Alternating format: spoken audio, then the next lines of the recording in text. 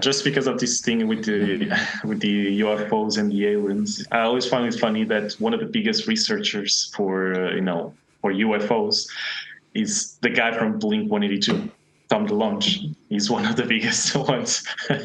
That always find it super funny. I don't know why, but I just find it super interesting that for some reason he all of a sudden became one of the biggest researchers for the UFO existence, It's which is super amazing. weird, and And he has like a whole thing.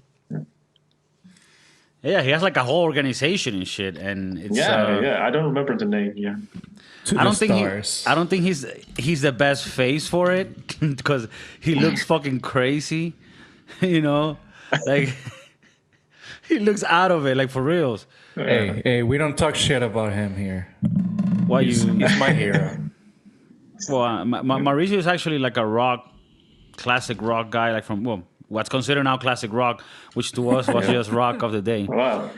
It is considered classic rock now. Damn, Yeah, it is. which is They weird. definitely their tickets are like classic rock levels now. Their Yeah. tickets, at least in Europe. Yeah, in Europe, all Red Hot Chili Peppers, Blink 182. Is to me, it's a little bit like, yeah, fuck you. Like a little bit like part of me is like, yeah, I'm not paying that to see you guys, and I get it. Like you guys are cool, you deserve, but yeah, fuck that whole like, yeah, $300 for the last no. This tour is like 50. Like Red Hot Chili Peppers came to Madrid and it was super expensive as well. But anyways, Mauricio, you showed me some pictures. I'm gonna ask the producer to put them up here of apparently some aliens that were found in Mexico. And in the Congress of Mexico, they did some hearing, kind of like the one they did in the U.S. No?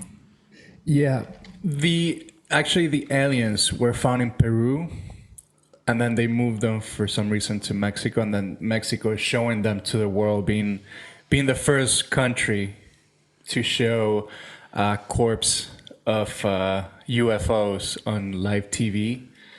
And I think when I show you this, and I showed Tiago about this, your faces weren't. You guys weren't very impressed. Kiko was like, "It's fake." So I want to believe. I want to believe their I'm also one of the I want to believe. I watched the X Files and I also want to believe, and I would like to think that it's true. I like to think that it's true. I'm not sure if these ones that you're showing are like in fact true, but I like to think that at least we're being watched by someone. For sure. But is this because you kind of feel like it would feel scary otherwise? Like to you, like does it feel No, like, I think. Well, I don't think. Yeah. Well, I do. I mean, I'm a little bit. I'm going in conspiracy territory here now, but Please I do. do think that probably we already were contacted or something, but we're not ready to have that information yet.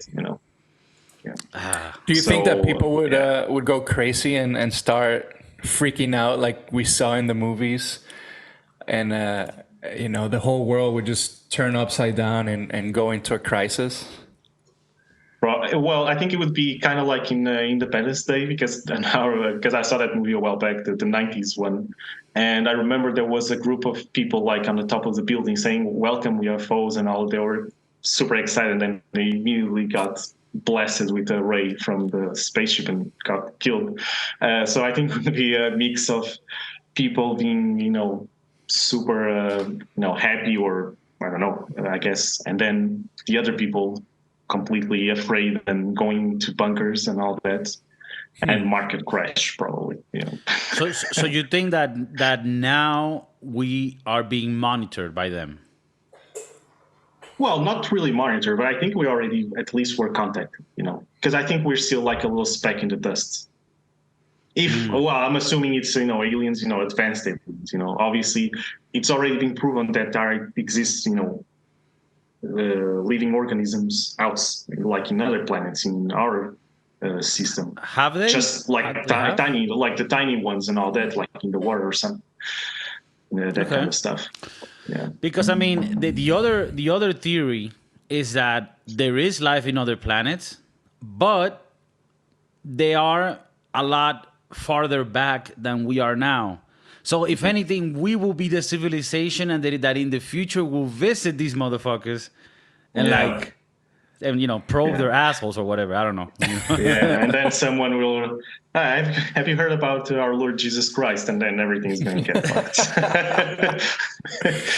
Well, the funny thing about this aliens is that they found them in 2017 in Peru, and then apparently they're 1,000-year-old corpses that they've been mummified.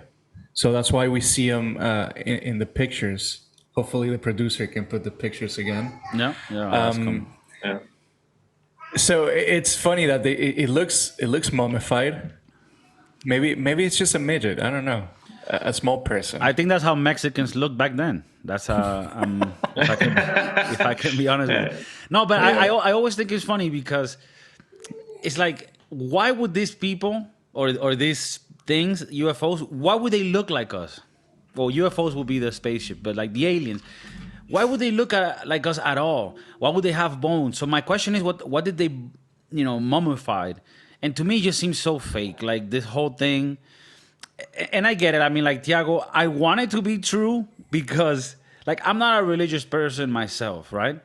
So, like, thinking that there's life outside and like the fact that the universe is so big and there's so much unknown, this kind of gives it like a spark, and I can't explain it. But there is this little spark that I feel, right? This little tickling when I'm like, fuck, there's other things out there. Like, it makes this whole thing interesting, make it like a Stanley Kubrick film, Yeah. And on the other end, I've also heard the argument that imagine how special we have to be, or we might be able to feel if we want, if we're the only fucking thing out there.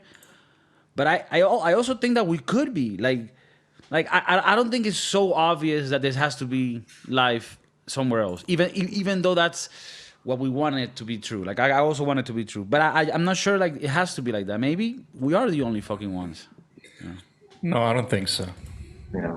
I hope not. So. I mean, Jesus, that's super boring. You imagine like the Big Bang, thousands and thousands of galaxies, and we're the only ones that came out. I mean, we can't even agree which god we should worship, So, and all that. So there's a lot of we can't be. I hope we're not the only ones. I always compare like the whole travel in space and finding other life somewhere else, other civilizations, very similar to like when America was discovered by the Pinta, Maria, La Santa, like the ships that came, Cristobal Colon. What's this guy, Christopher Columbus?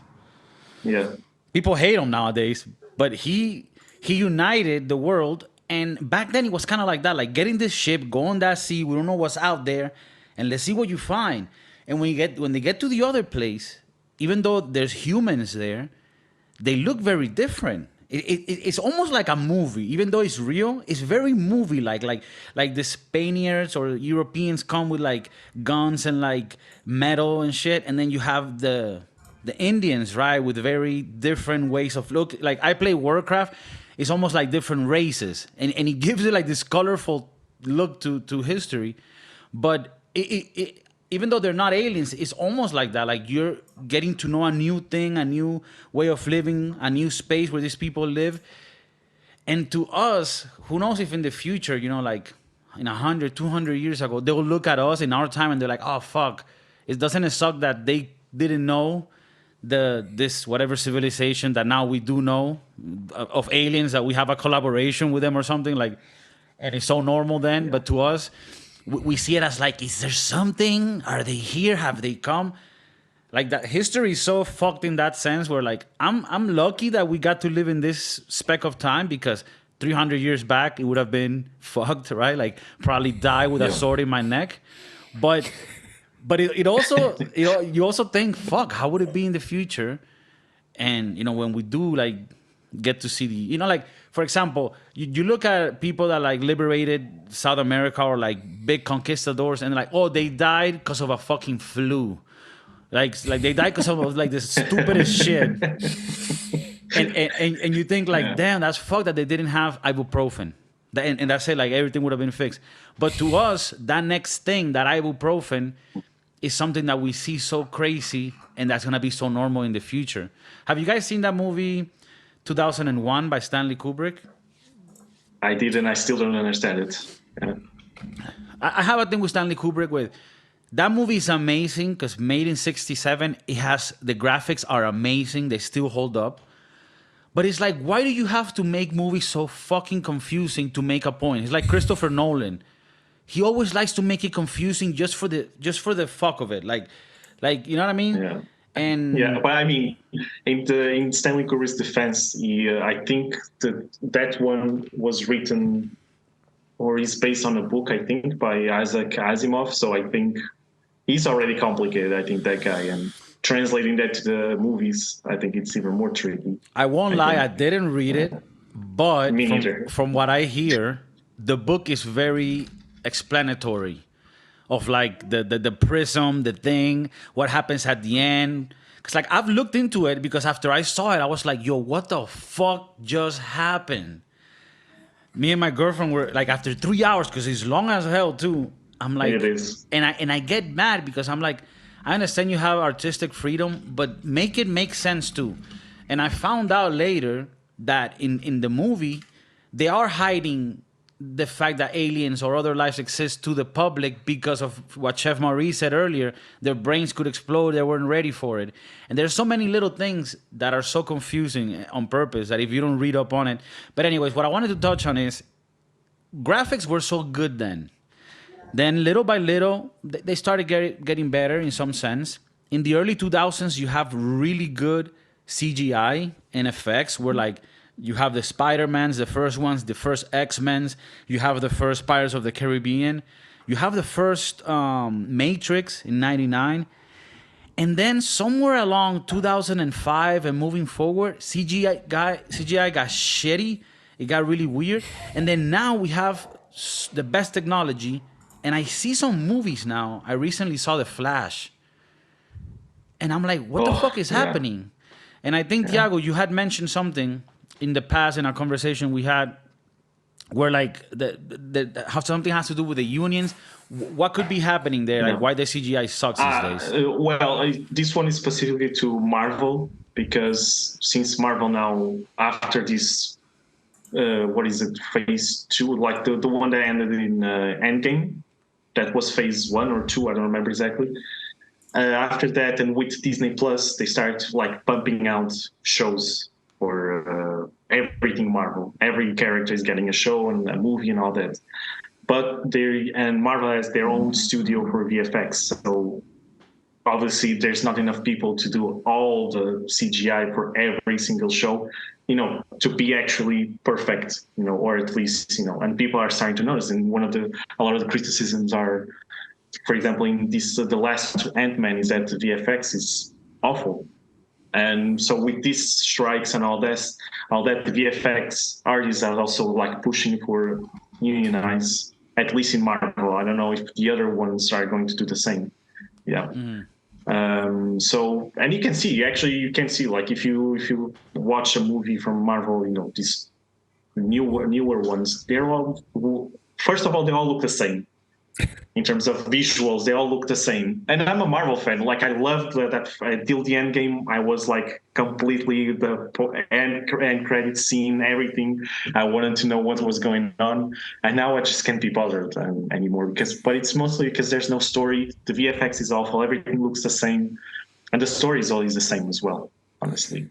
They spent all the budget in the big, end game and all that stuff. Yeah. And now it's oversaturating. Like you said, every single character has a show. Every single friend of the character has a show. And it's just too much. And I don't think they can keep up with all this special effects. And it's a lot of work. It's a lot of money. It's a lot of time. I don't know if more than the effects, even though that is part of it, I think their issue is with story. And I don't know if this, how much this has to do with the writers, but like if we tie this to the writers, right, and the strike they're having, and now the actors join, they're complaining. I mean, this is one way I can look at it because I like to try to see both sides. Obviously, there's one obvious side, which is, okay, there's these companies making a lot of money. Some of them are the streamers. They're not paying the writers and the actors enough, and they're making all this money, and they're capitalists and they're pieces of shit. Okay. Now, on the other side, there's also, I feel like that has to be saturated with writers and actors because there's so much shit content out there. Like every story, a lot with Disney and Marvel. And I'm sorry if you're a Marvel fan, but from what I've seen in the recent times, but mainly with Disney also, it's like they already have an agenda before they even have a story. And like that's the complete wrong way. I mean, we've talked about this with like Snow White and other movies in the past. But it's like in the past, I felt like they first had a really good story. And then they put things on top of it, and you made it better. You put the cherry on top. Like, I don't know if it's because I was younger then, but like the first X-Men movies, to me, actually had a good story and a good message outside of the fact that these are mutants in this like made-up world. Like there was like this whole thing about acceptance and the struggle with fitting in and shit, and it was a real struggle that you could relate to, and there was a real story there. You actually were invested in the characters, which I don't feel anymore now. And I'm pretty sure the effects in those movies weren't like the ones today. I mean, like it was, but for some reason, I don't remember it being bad because everything else fit together. Same with like the first Spider-Mans, or like even the Batman trilogies, which are from Christopher Nolan, Yeah, but it does more practical effects. Christopher Nolan, to his defense, in that regard, he tries not to use that much CGI. Because I mean CGI, I think for what I understood, CGI can be in some cases cheaper than doing the practical effects. That's obviously because practical effects, you need people that know how to, I don't know, do a mask or build in some cases build like those buildings, like they did for Blade Runner. They built part of the city and then they shot the camera through the city and then add the rest and all that. So that's obviously more expensive. But in some cases it can be, that's why it depends. Sometimes practical effects can be cheaper as well, than the effects. Now, for someone like me who, as Kiko said, I live close to where this is happening, yet I don't know what's happening. Like, can you guys explain what's happening with this strike and how is this affecting the TV/movie industry?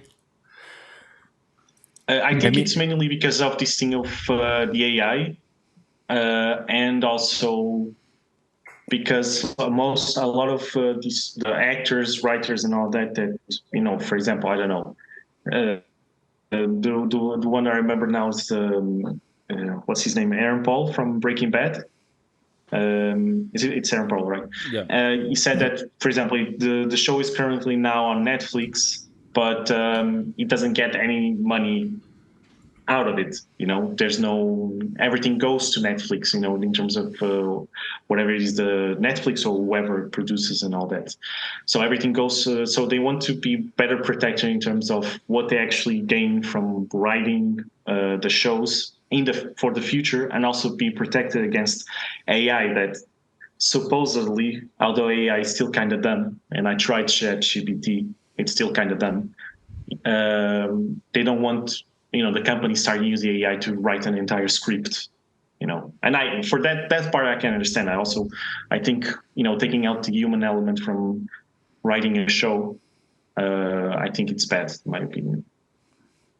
I mean, but it's mostly about that. Yeah, it's those 2 points, Chef Maurice, and practically they want to get paid more, the writers and the actors.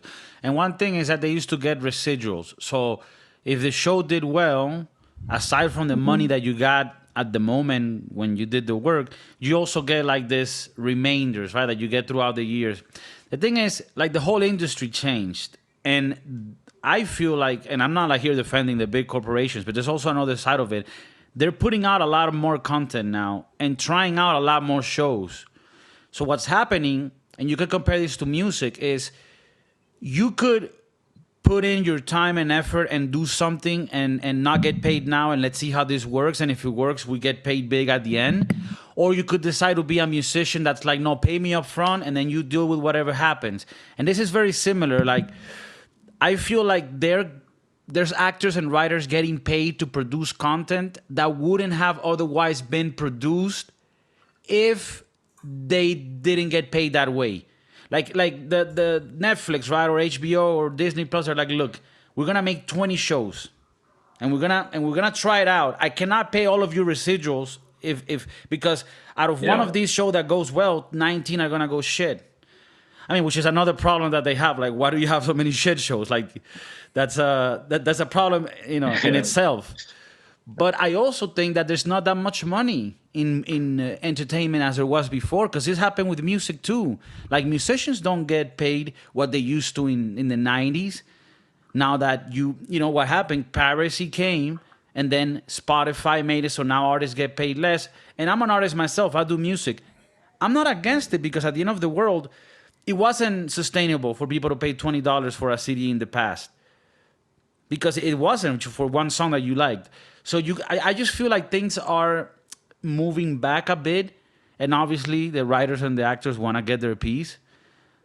But dude, there's a lot of people there that shouldn't even be there, like that. Well, I think it was also because of Marvel, the Marvel formula thing that happened, where they created this thing for 10 years. I'm talking about the beginning of Marvel. In the beginning, they created they made these movies for 10 years or something, and it made a lot of money. And that's why every once in a while, like, everyone's trying to make a shared universe about whatever, because they want to replicate the same thing and get to the same level of money that Marvel did. Because now I think that's what I feel like. I feel like if a movie doesn't cross the $1 billion mark in the box office, it's not profitable.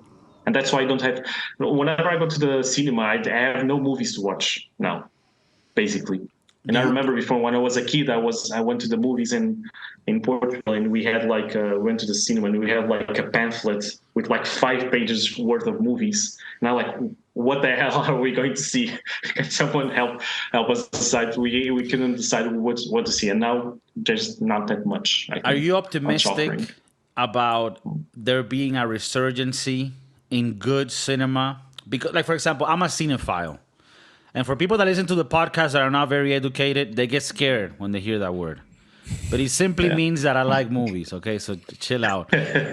So, like, for example, there's this studio that's smaller, like more independent, Studio 24, A24. And they've made, the movie with Everything Everywhere All at Once, which was really nice. And they recently came out with a scary movie called Talk to Me, which is about a hand. Yeah. It was in the movie theaters recently. And I haven't seen it. I want to see it, but I hear it's really good. And I feel like people like me like these independent films that maybe don't have all these crazy effects, but that tell a story that's compelling and that actually care about character development and making things work like back in the day. And I see this with music too and with content. Like, sometimes, even though I'm very negative and I can see how there's so much shit content, we're going the wrong way, I do see some of us, and I think it might not be that little, it could be more like a large minority, that's like, no, I want to see some real shit, some good shit. I want to listen to good music. I want to see some good content, some good movies. And maybe because the Marvel thing, even though it made a lot of money for a while, I think they're not. Well, it's not that I don't think. I'm sure they're not doing it now, because if you gotta make $1 billion and you spend $2 billion, they're losing money on it. No, they're not. And then you can see that I'm speaking of Marvel and Disney because it's all the same now. Even with this last Indiana Jones, they lost money with it because they didn't make they put a lot of money in the movie. I don't remember now how much was it, but they definitely didn't get it back. Maybe they'll get it back through streaming, maybe. Because that happens, like, for example, The Little Mermaid, I think they got more people watching when it hit the Disney Plus, So I think the answer is, like, I think Netflix, HBO, Disney Plus, Paramount Plus, Hulu, all those things, I think that's what's making it harder for the movie business, I think. Because we want everything. Yeah, we want everything now. We can't wait for. I'm one of those people that I also binge watch shows and all that. But I remember I prefer to wait for the next week so I can talk with someone. Look, did you see what happened last episode? And I can wait until Monday or whatever to see the next one, to see what happens. What's your I opinion like on to that, like waiting. Chef I like Maurice? the waiting. 'Cause I saw Chef- your face. I saw your face. Yeah. I think Mauricio is a binger. I like to I binge. also binge. I like to binge as well, but I think we lost that thing about waiting. We can't wait anymore. I think. But what about movies? Like do you? Because I mean, I go to the movies myself. Like I go to the movie theaters. Yeah. So do you think Yeah, it's but an that's the issue? problem. Yeah, It's an I still issue think that there's a problem because in Little Mermaid it got more people watching when it hit Disney Plus. So when it went to streaming, so people don't want to pay that the money, the ticket price to go to watch the movie. But also it comes back to what you were saying, that the story is just not good. I already saw Little Mermaid. I know how it goes. I don't need. Well, obviously for this new generation, it's going to be different, of course. Yeah. But I still watch Disney movies. Like I still go and watch these, like the Hercules and that kind of movies, because they're good. They're good movies, and they have like. I tell that a lot to a lot of people. Like I think Disney movies like kind of educates me to what I am today. The original, especially. The original ones, yeah. I still remember like that image is like seared in my brain, because one of the first movies I watched in cinema was Lion King, and it was also one of the first movies to be fully dubbed in Portuguese from Portugal, because up until then it was Brazilian Portuguese. So, and then I saw Mufasa dying, and I was like, what the hell? What's going on? Mufasa was like, dying, and the guy was like, El brasileiro.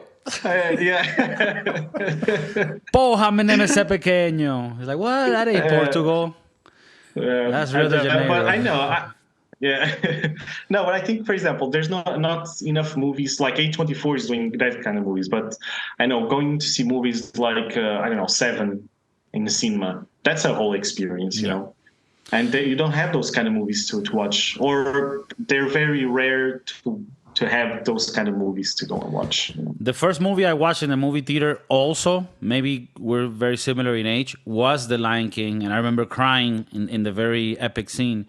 And the second movie I watched in the movie theaters in Venezuela is The Matrix.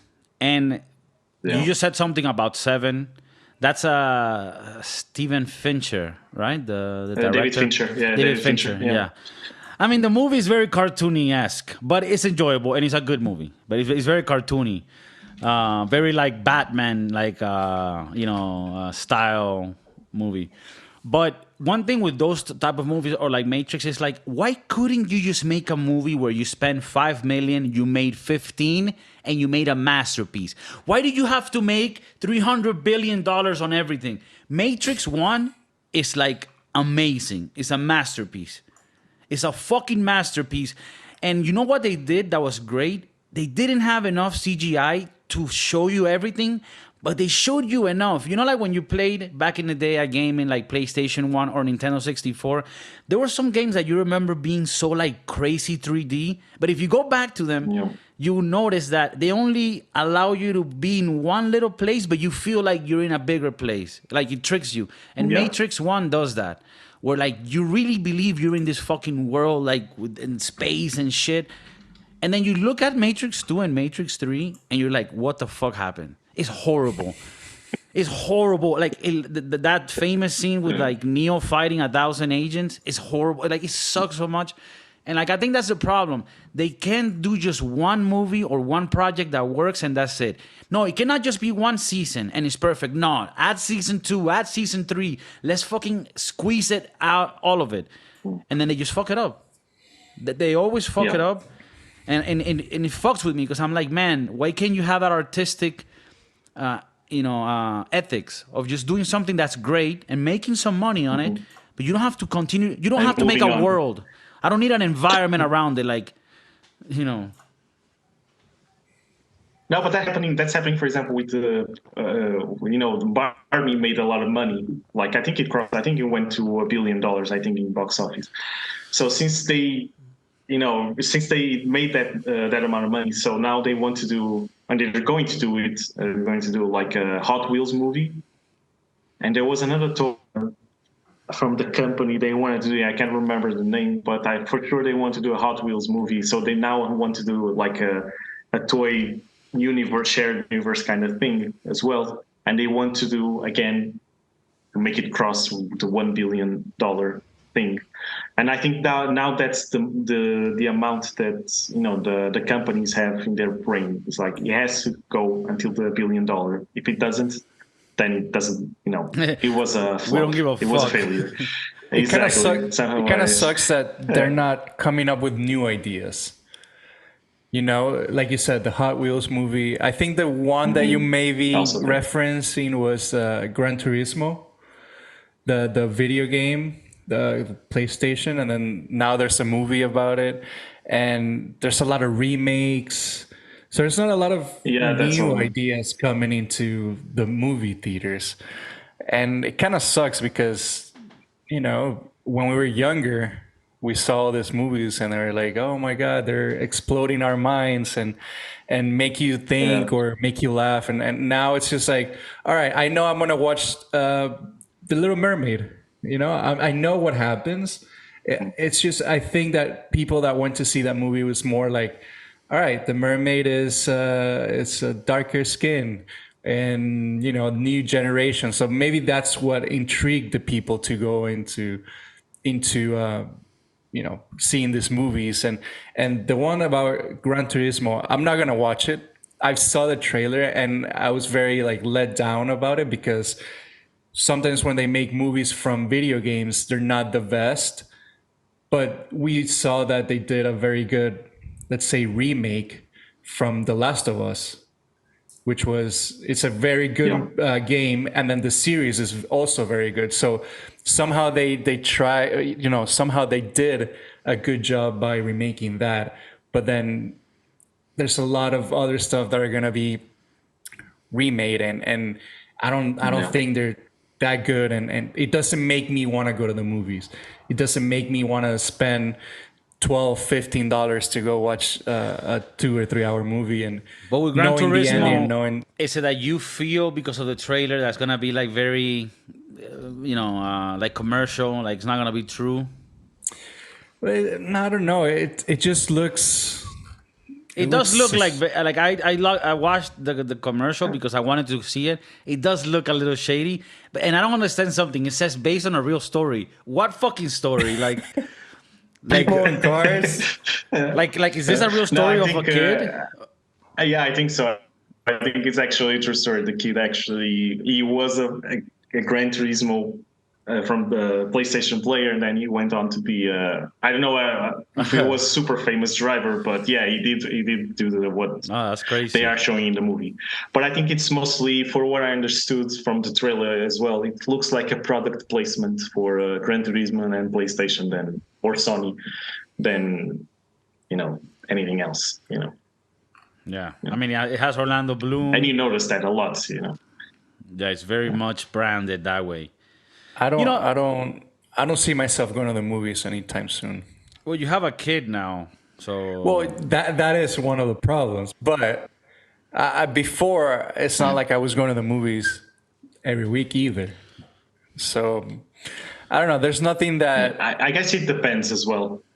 Yeah, I mean, with Oppenheimer and Barbie, people were like, "Oh my God, we gotta go to the movies and spend all our money," and it was a hit. It was well advertised, and people did go to the movies. But now it dipped again, and then there's nothing to watch. I think there might be a correction now. That's the problem. I think there might be a correction. Like, look, people are starting to go to the theaters again, but it's like, make it good. It's almost like I'll go to the movies for a big event, and it better be good.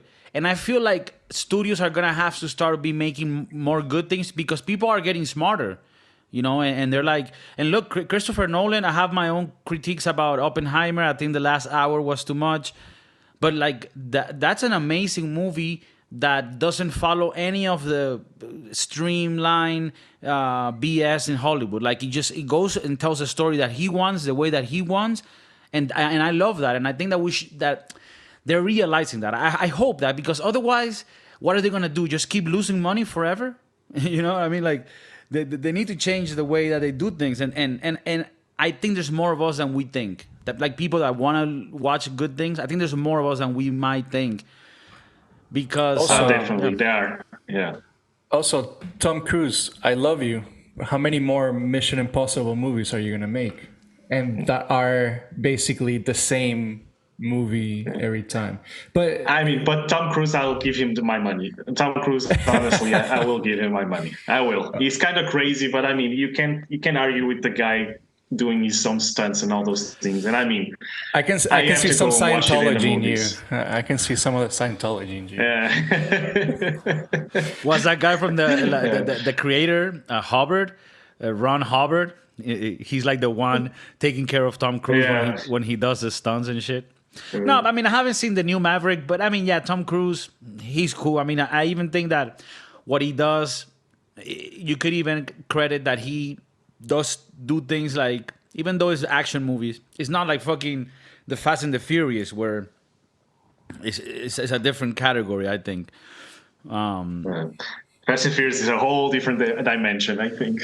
I think whole different topic. I think they could have stopped after the first movie. Like we got the idea of what Also, the Fast and the Furious yeah, is. they wanted. Yeah, I think so.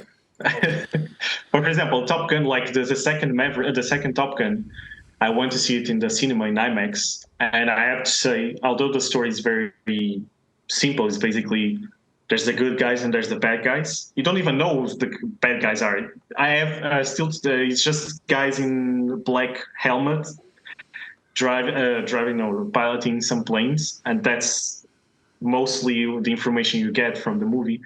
But in IMAX, I felt like I was in the cockpit with them as well, like with the sound and all that. It was amazing. Like it was an experience. It was cool, And that's why I think that's also what's missing in cinema, the experience of going to the cinema and having an actual getting out of it and talking like, can you imagine? Like I felt like I was inside with Tom Cruise or whoever in the plane. It was amazing. And that there is something to you watching something with other strangers in a room. It's weird. It's weird, and I like to think of myself as somebody that doesn't like other people.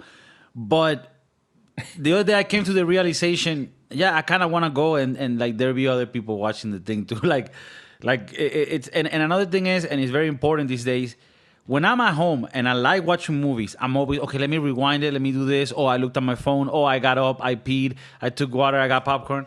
In the theater, because you cannot do that, you have to look at you have to concentrate. And today, you know how hard it is for like your attention span. Like we're fucked, right? With like social media. So I do think that the movie theater sort of obligates you. It's like, okay, you paid $10, you bought the popcorn overpriced. Like, just watch the movie. Don't fuck around. And to me, it works. Like, when I go to the movie theaters, I get completely submerged in the movie. I saw Megalodon 2 recently, and I never thought I would have enjoyed a movie like that. But I want to go and see that one as well. You have to. And I spoke to Chef Maurice. In a world with so much bullshit movies out there, with so much shit, so much wokeness, so much agenda, like, you watch that movie and you just have fun, you laugh, you're like, what the... And to be honest, it's a fun movie that makes fun of itself, which is even better. Like, it recognizes, like, this is crazy, and you enjoy it more that way, so... It's like Fast and Furious. I think I feel like Fast and Furious, there's the first one, and that's the one I always enjoyed. And also Tokyo Drift as well, but mostly the first one. That's the one I always look out as. That's a good one. That's a good movie. The first one. Everything else is like popcorn movie where I just, turn off my brain and just watch something that's completely ridiculous. And also I think that's a good cinema as well, because there's also there has to be space for comedy, for thrillers, horror, and then also these dumb action movies.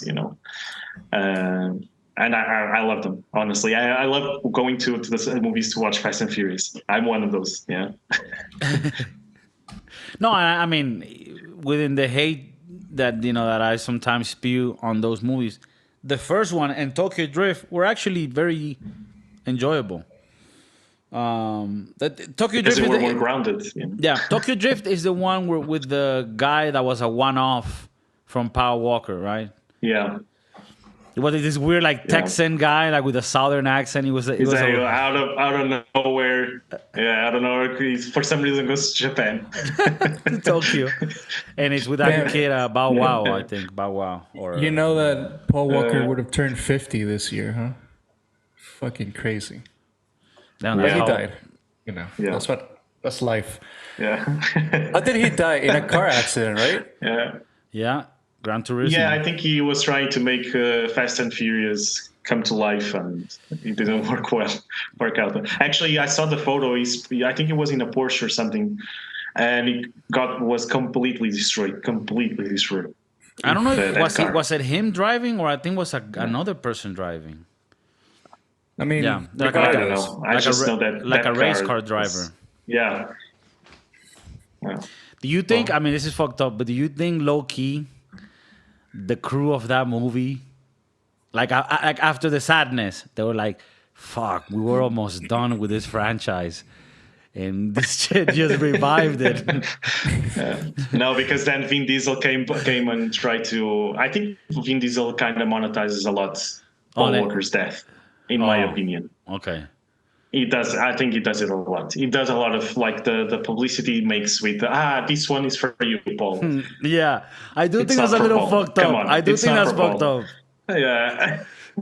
And him singing as well. I remember he sang at some point for Paul Walker or something. I think. I remember it was a few years back. I think it was awful. It was really bad. And no. It's crazy because I come from an era of Vin Diesel doing those movies and like Reddick and like Triple X type shit.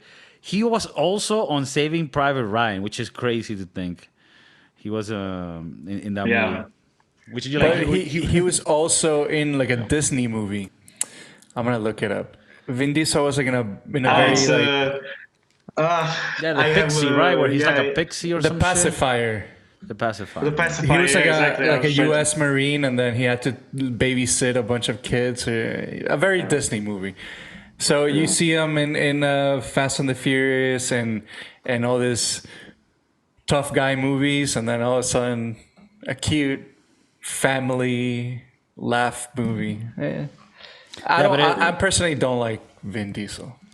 He's all right. It's just that these movies, to me, they're a bit tiring.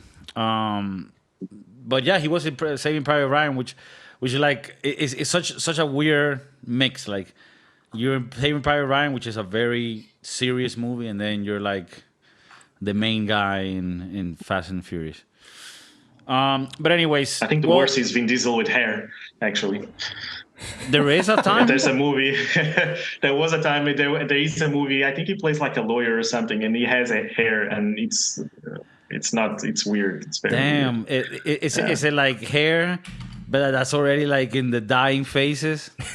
Yeah, it's kind of like he has like those, the entries already, and then that little, and then comes back. Yeah, it's weird. He has a weird hair there. Yeah, it's not great on him.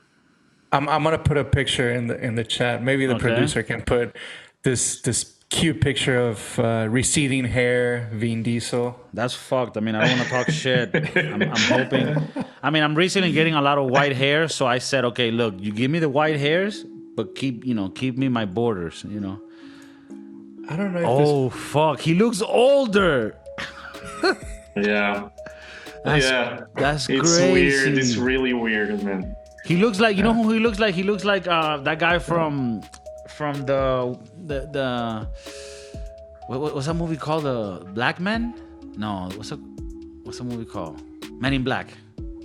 Fuck. Men in Black. Men in Black? Yeah, you know the white guy. No, Men in Black. The guy that played with Willis. The other Men in Black that was white. Tommy Lee Jones. Yeah, Tommy Lee Jones. He looks like Tommy Lee Jones. Anyways, yeah. Tommy Lee Jones, yeah. The other day, bro, I was coming out of the supermarket and a guy was coming in, and he had just gotten the Turkish hairline, bro. It was just fresh. So yeah, that's a man's ongoing, what's it called, like are more scary thing growing up. I'm getting the white hairs. I'm cool with them. I'm rocking with them. I'm thinking of myself as a George Clooney. So I can see it. All right, so yeah, I can still see it. We all hope to be George Clooney when you get older, I think. Well, I do want to know what the people think listening at home, about these movies these days, about the strikes. If you knew anything about it, people might be running, coming from work. Some of the people that listen to us might be coming from like a long night shift at the graveyard.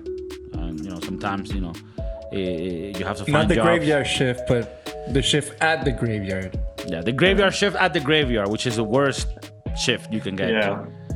But yeah, we're in Pirate Bay, we're in Napster, iTunes, Spotify. Do rate us. Some motherfucker rated us badly on Spotify and he brought us down to 4.6, which I'm like, why would you even do that? Like, just don't even rate us then. Only rate us if it's good. People tend to be assholes sometimes. Yeah, like I'm like, bro, come on, man. But yeah, help us out. And yeah, we had Thiago today. People know that we like to have guests, and yeah, thank you for joining us, bro.